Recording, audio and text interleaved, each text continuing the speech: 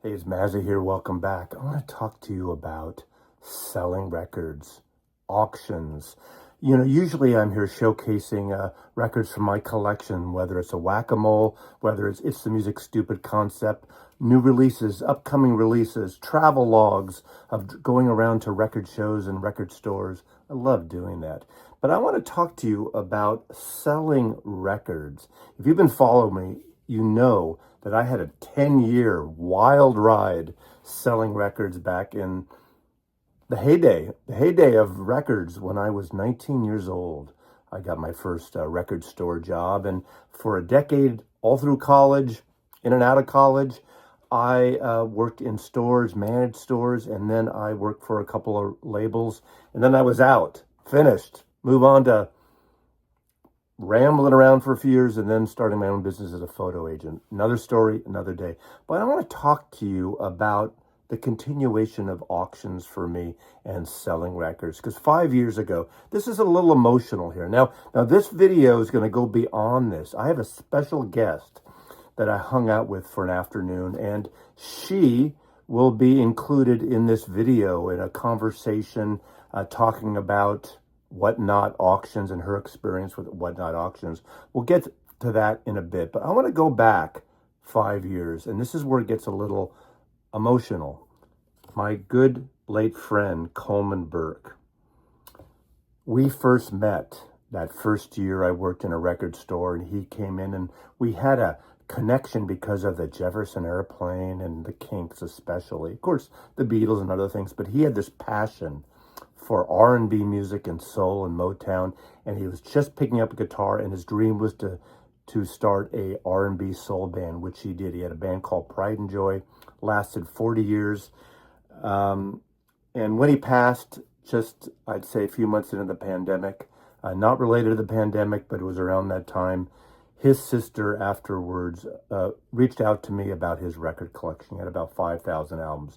Those of you who have been subscribed and watched my channel for years might remember that Coffee Dave and I ended up buying the collection, and his sister said, keep what you want, sell what you want, pass along what you want. So we each pulled some records from the collection, and we had a series of auctions on this channel right here. It was hanging out, drinking beers, drinking wine, having shots, and for 3 hours we would sell records. And then the worst part about that was packing them up, organizing them, piling them up. What a shit show that was. But we put this postcard in with every record and a bio of Coleman Burke. Everyone who got one of Coleman's records, got one of these cards back in the day. And I kept a number of the records, many hundreds of the records. And then, of course, you remember in the last couple of years, we've been doing these auctions with the Dizzy collection from south of Seattle. And that is over now, at least for the time being. We'll see if that ever comes back. But the people from Whatnot have reached out to me over the last few years, and I kept resisting this. And then I know that my new friend, who actually we met on and off the last couple of years, Amy, Esky Nose Vinyl. Is that like Eskimo vinyl? Esky Nose, is that where she got it? I forgot to ask her that in this Q&A and this hangout, which you'll see here with Amy from Esky Nose. She does these amazing auctions in the vinyl section of Whatnot. Also, Mike from the In Groove has been successful in his Whatnot auctions. And Dylan, Noble Records, does them regularly. Many other record people and collectors sell on Whatnot. Now, I'm going to test it out for myself. They finally reached out. I talked to my friends, and I'm going to try it. Now, I don't sell a lot of records, but I do have records here, as you can see. I have doubles and triples and certain things I don't need anymore, and some excellent pressings and excellent, some rare, some not so rare. So there's going to be an upcoming auction. Check this channel when that's going to happen. There will be a link below to Amy's Whatnot channel, her Instagram channel, my Whatnot channel. It's not live yet. It's not populated yet, but by the time in the next couple of days it will be. There'll be some previews of some of the records I'm going to sell. But so without further ado, hanging out with Amy was such a cool thing because she is someone who loves records and has her auctions. And again, when you get on this, if you sign up to Whatnot.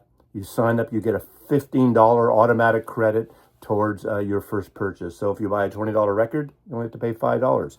The bottom line for me, I'm trying this because as much as I loved doing the auctions on my channel, I friggin' hated the packing, the collating, the typing in the names and addresses every time. And Whatnot kind of does that for you, and the postage is calculated, and all I have to do is print out the address thing and slap it on and send it. And I think that's great. And whatever they get percentage-wise, to me, that's worth it. Because I dreaded the days after the auctions when I did my own. As much as I love talking to you and have a real loose back and forth, I hope to do that on the Whatnot. So without further ado, Amy and Mazzy, Eskimos vinyl and Mazzy's music hanging out in the library here, the world headquarters. Enjoy it. Mazzy here, we're in the inner sanctum of the record library, and I have Amy, Eskimos vinyl. This is my expert, one of my experts on the Whatnot auctions. So she's going to teach me and teach you, those of you who don't know about the Whatnot auctions, and she's going to talk about it. But we're going to pull records. Talk about your channel here first, your auction site. Step up to the camera. Step up to the camera. It's my turn to talk. Yes. I'm Eskimos Vinyl. I sell on an app called Whatnot, which we might have already talked about. Amy and I have not really known each other for a couple of years, because literally in the Seattle area and even Portland, we're always running into each other. Yeah, we're always record shows, record stores. Tomorrow Records. We literally just randomly. Yeah, in Portland, she's always dragging. She's got this cart on wheels. She's got the perfect cart at record shows, and she seems to be at every single one. When I was a kid in the 90s, I had a cassette tape player, and back then it was basically two things I was into: boy bands and 80s hair metal. Who's your favorite boy band? NSYNC, definitely NSYNC. And I feel like I'm discrediting myself by talking about boy bands out the gate. But as a young I was in the child, Beatles. They're kind of a boy band. Right? Pretty much the first boy band, honestly. There you go. But and then 80s hair metal, and that's kind of what my dad was into. So I have borrowed a lot of his cassette tapes, and then moved then from CDs, and just was always into music, always playing music all the time, constantly. And then in high school, and I like to say this was before it was a hipster thing. In high school, I found my dad and mom's records in the closet and was really intrigued by them. So I started taking them out, got the old record player. This is my favorite Paul McCartney record. Why? Ram. I don't know. It's just the one I'm most nostalgic for.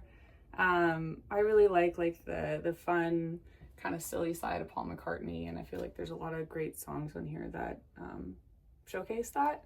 So, if I'm not mistaken, you showcased that record wearing It's the Music Stupid t-shirt. I did, yes. On Instagram, I got It's the Music Stupid shirt. You can get those still in the gift shop below, so click on It's the Music Stupid t-shirt. Death Cab for Cutie.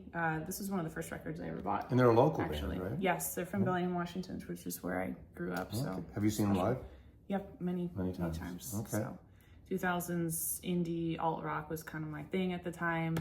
I was also one of those emo pop punk kids too. So anything that was emotional, I feel like, and that's part of why I like music. It makes you feel emotions, and sometimes takes you away from emotions that you don't want to feel. This is one of my favorite Elliott Smith records. I just picked up an original pressing in Arizona, so I was really excited about that because I never see Elliott Smith originals, even here in Did you pick that up at the In Groove? I didn't actually. Oh, you met Michael at the In Groove. I did. Okay. I'm making the rounds, meeting all the all the big shots in the vinyl community. Yeah. Got it. But yeah, I love this album. Great cover. Here. Quick flip. That's some of the Slovian flip. Sufjan Stevens, Carrie and Lowell. This is about his mother and his stepfather, I believe. This is a really personal, beautiful record. Yes. Yeah. This is 10 years. God, this is 10 years old now. That is weird when you think of. Because to me, this is a new record, but it's, yeah. I think, honestly, you're better than I am at listening to new music. Like, this still is, like, new to me. This is the kind of stuff, and then I have a hard time keeping track. Another reason I like vinyl, and I really like vinyl, was discovering full albums. I grew up, like, in high school, was during, like, the LimeWire Napster era. So we'd burn CDs and make playlists, basically. But it was only, like, single track. So I never really heard full albums kind of during that time period very much. So the vinyl was kind of more like I have the physical media in my hand and I get to experience as the artist intended it to be. I picked this because this is a band that I've always kind of liked, but never really got deep into. I was kind of always like, oh, Pink Floyd is for like old farts. But I feel But they were young, not so much when they're doing that album, but they were like 20 years old, 22 years old. Well, I mean, the people that listen to them. But now, I don't know. I Right. feel like I have a new appreciation for them. I feel like you have to sit down and really like let it sink in. I don't know, to appreciate. Well, why this album? Pink Because Floyd. this is the point where Roger Waters This has is gone. one I've recently discovered. I feel like I've listened a ton to The Wall and Dark Side of the Moon and the ones that everybody knows. But this one I recently like listened to front to back and was like, wow, I need to listen It's to a cool Floyd. cover. I love the Yeah, the me artwork too. on this. I start every day off with a jazz record. So this was today's record that I listened to, Hank Mobley. I love Hank Mobley. Dippin' by Hank Mobley. That was my morning starter. And then after that, I just kind of explore. So usually I pull things from my own collection that are favorites of mine, or I'll listen to things I've never heard of that I got in a collection that I'm going to sell. So there's a little bit of mix of everything. Keeps it fun and interesting. Okay. So Guster, one of my favorite indie I've never bands. heard of Guster my entire life. Yeah. Marty Stewart and his fabulous superlatives. This is kind of a cosmic cowboy record. He's very influenced by the Byrds, Sweetheart of the Rodeo, but even later, or even Dr. Birds and Mr. Hyde, that really kind of psychedelic cowboy stuff they were doing, Fifth Dimension. And what's great about it, and I missed it, on the 50th anniversary, I guess it was 2018, of Sweetheart of the Rodeo, the Byrds album, where Graham Parsons, that country thing. This is produced by Mike Campbell of the Tom Petty and the Heartbreakers, guitar player. It's really good psychedelic cowboy music. It's got a little of that psychobilly in a way. Not like psychobilly like the Cramps, but you know psychobilly? You ever sell any Cramps records? Cramps, yeah. Yeah, they probably sell well. If the originals, did you sell originals? When I come by them. Yeah, they're hard to get, aren't they? They go for some money. Yeah. I listened to this one, which is something new. I have never, it's not what you think it is. I know what it is. You do know what it is? It's Dorfmuth and Yeah, I've never listened It's German to it before. electronica kind of Yeah, stuff. I never, But- this is a hard to find album. So Yeah. this came in a collection and I've never listened to it because you don't see this album. Now you know what this cover is. Of course, Right, yes, and- Simon & Garfunkel. This cover was taken by the famous photographer Avedon, Richard Avedon, who took that picture. See the same kind of backdrop? John Lennon. That's John Lennon by Richard Avedon, 1967. He took all, you can't see these now, but the Look magazine, the Psychedelic Beatles. But this is a parody, obviously, of Bookends. I've never heard this one album. I have a couple of CDs of theirs. For some reason, yeah. Kruder and Dorfmeister, G-Stoned. Yeah, I've never listened to the full Did thing. you like 'cause it? It's great. It's great jazzy hip-hop instrumental. Now, this is the electronic. kind of thing they should reissue. I don't think It it's been is. reissued. I don't think it has been either. Yeah. No, it's just from 1993. This one everybody knows. The next know to Cake. This is one of my favorite records. Is that an original or It is an reissue? original. It's Wow. original. They just reissued those about They 3 years did. ago. Yep. I want the Cake box set too. That's an expensive one, but Is it? that's on my Okay. radar someday. And then this just showed up this morning at my doorstep, so I had to spin that. The Rhino High Fidelity. Did you see Black what Sabbath. number you were? Oh, the I'm numbers like, behind. yeah, you. 3,300 and something. Okay. So high number. Did you listen to it? Yes, I did. And do you It have an sounds- original? I have a white label promo of this. Yeah. Did you compare or anything? I haven't yet. No. And how'd you like this? I thought it sounded great. I have the first one that Rhino put out, the self-titled, Okay. which is great. And this one. Now, do you buy many audiophile type records? And is that a thing for you, or I wouldn't call myself an audiophile, but I do buy audiophile records. Like I notice and appreciate the difference, but I don't. So you think can't I have, hear like, the a difference. trained ear to. I'm not like Mike from the In-Group or anything, but yes, I do. thank goodness? But I do buy audiophile records, like Tone Poets. They're great. I'm not They're Mike the from the best. In Groove either. Neither of us are. This is their first breakout album with I'm 18. That's the song, right? This is a good record. I like this record. But I decided, as much as I like it, this is what I have. Do I need another copy of it? Do you get like that, or Yeah, I'm not a completionist at all. Okay. So is there any band that you really kind of have to have everything? have to have it. No, Artist? not really. I'm No. not that way. That was kind of like a snooty response. I'm not that way. I'm not like you. I'm not like you, Mazzy. Mazzy. I don't need every Bob Dylan friggin' bootleg and version of 30 versions of like a Rolling Stone Then to you the run cutting out of edge. space, as you can see. Well, there's always room. You've heard that term, haven't you? I told you that. Yep, term. there's always room. There's always room. Okay. So you're playing records all the time. Constantly, yeah. You live in a house, right? I live in a house. So you're able to, do you play music loud? Yes, I try to. Depends. Ooh, okay. Yeah. I was going to show records, but we'll just cut to us looking at records again right now.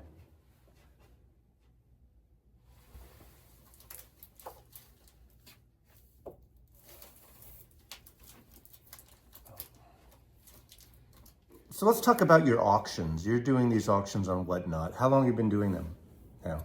About a year and a half. It started as I'm a record addict. Yes, I'm Esky and I'm addicted to records.